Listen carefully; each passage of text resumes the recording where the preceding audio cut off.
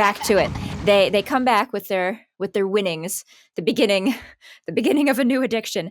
And Katara's like, "Yo, guys, what the heck? Where did all this money come from? And also, why didn't we think of this sooner?" I'm just kidding. She didn't think that, but everybody else did. Yeah, she's not thrilled, obviously. And this is a continuation of the earlier spat. It's kind of just the Toph Katara showdown. There's lots of, names and mud initially, and now it's just becoming that Katara's not fun, and Toph is fun. And Katara's like, "Yeah, okay, but like this is also not safe. Let's like be careful." And Aang's like, all right, sure. Can I interject for 1 second though? Absolutely. And she's totally right, 100%. However, can we go back to the water bending scroll episode? I know. Where she You stole, love bringing that up. Yeah. She stole something from pirates. Yeah. Which again, PSA announcement, you guys out there, never steal stuff from pirates. No, Not a great idea. Not a good idea. And so now it's ironic now as you are doing something, Toph is doing something a little in the gray area. She's so, that was for honor, though. So appalled by it. She was protecting her people. She was protecting her legacy. Like this is just like scamming to her, right? I'm just saying this all in the gray area. I know. I mean, she also stole a bunch of clothes with everyone else. She stole clothes. The Fire That's Nation true. so that she could be in disguise. And I think, if memory serves, she was like the first one to get excited about it. She was like, "Wee! Look at my outfit!" Grabbed a bunch of clothes.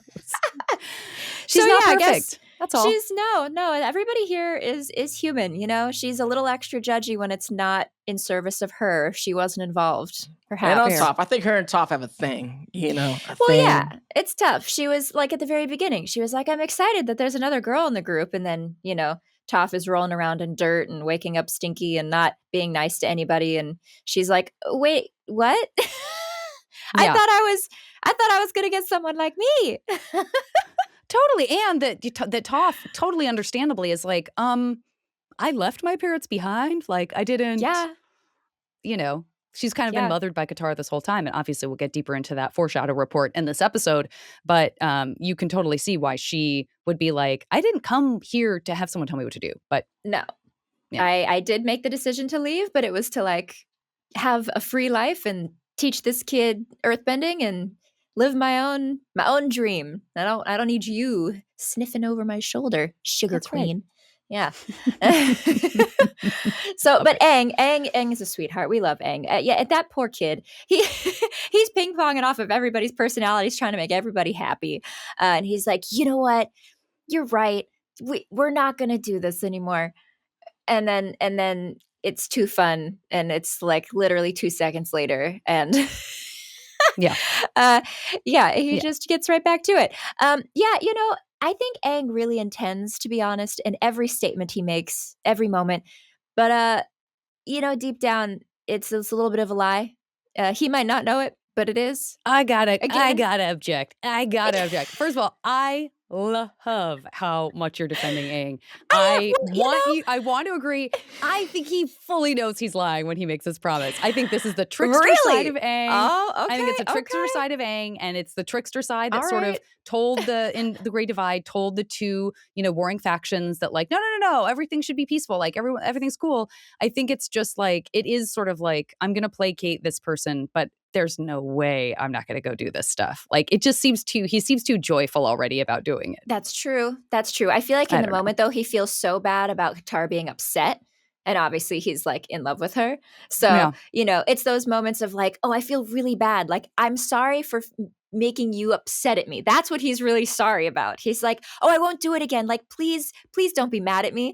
But it has nothing to do with the actual... You've opened my mind. You've opened the possibility to me that he doesn't know he's lying when he says it. You've opened that up.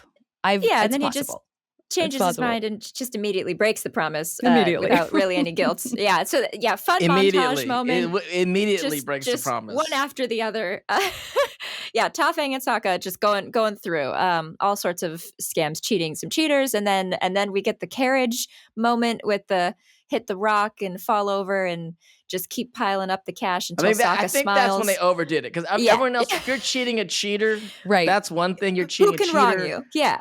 But I'm not going to wrong you. They're trying to cheat you. You cheat them back. They get what they deserve. But you're now it's innocent bystanders, just a guy riding by. Who has like a nice carriage. So you're like, oh, money.